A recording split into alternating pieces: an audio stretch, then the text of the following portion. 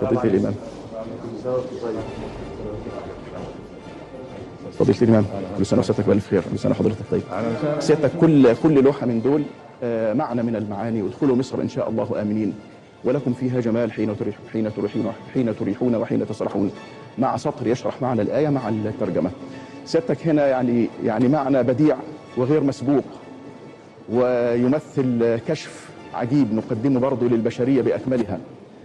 وجد بعد التأمل والتدبر يا فندم إنه في 3 مواضع في القرآن الكريم لا رابع لها، وصفها الله تعالى بالأمان. الأول جنات النعيم، إن المتقين في جنات وعيون ادخلوها بسلام آمنين.